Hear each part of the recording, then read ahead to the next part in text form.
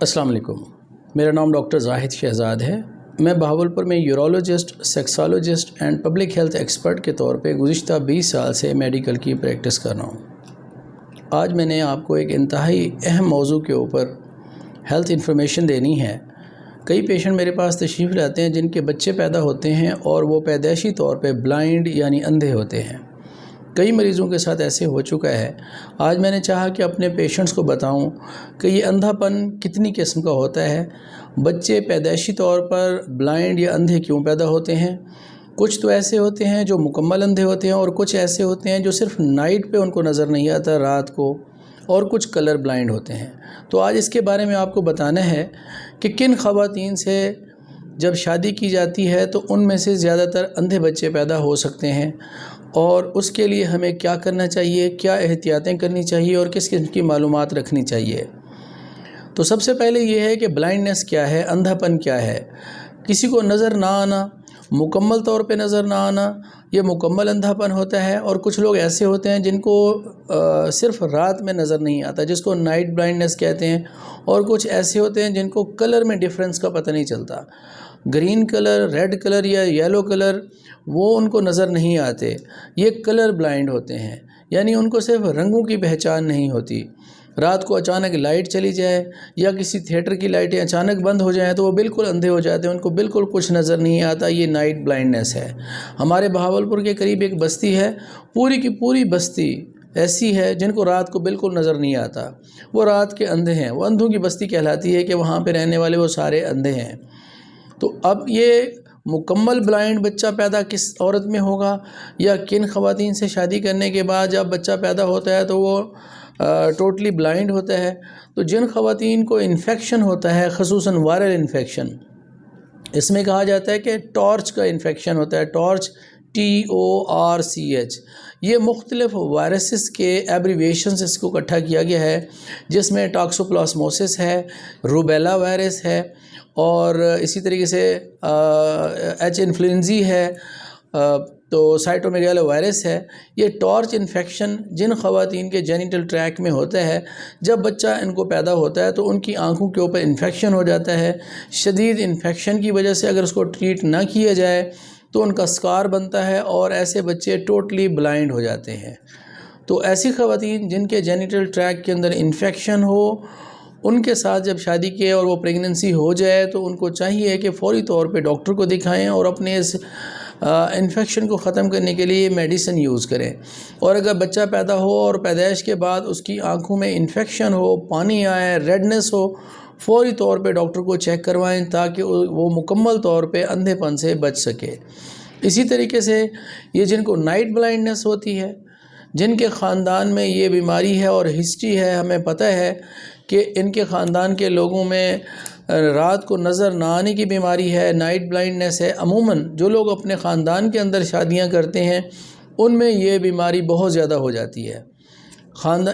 جب ایک ہی فیملی کے اندر لوگوں کو پتہ ہوتا ہے کہ ہمیں یا ہمارے کسی رشتہ داروں میں یہ بیماری موجود ہے،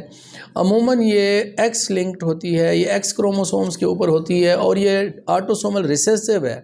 یعنی اگر ایک ایکس کے اوپر ہوگا اور دوسرے ایکس کے اوپر نہیں ہوگا، جیسے کہ فیمیل بچہ ہوتا ہے،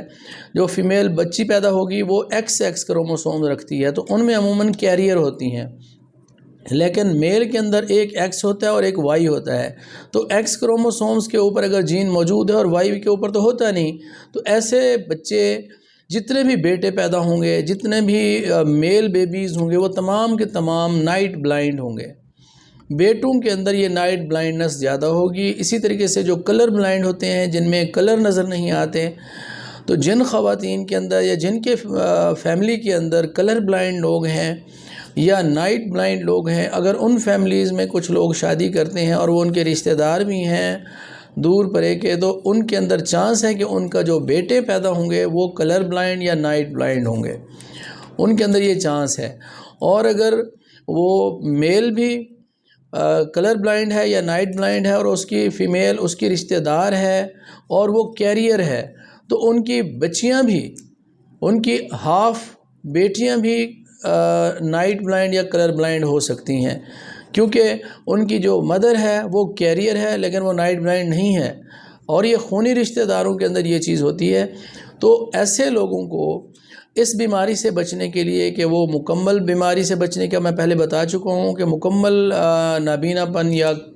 کمپلیٹ بلائنڈنس سے بچنے کے لیے جو انفیکشن بتائے ہیں ان انفیکشن کی ٹریٹمنٹ کریں. اور کلر بلائنڈ اور نائٹ بلائنڈ سے بچنے کے لیے، رات کے اندھے پن سے یا رنگوں کے اندھے پن سے بچنے کے لیے اگر فیملی ہسٹری موجود ہے اس طرح کی تو کوشش کریں کہ کزن میرج سے پرہیز کیا جائے،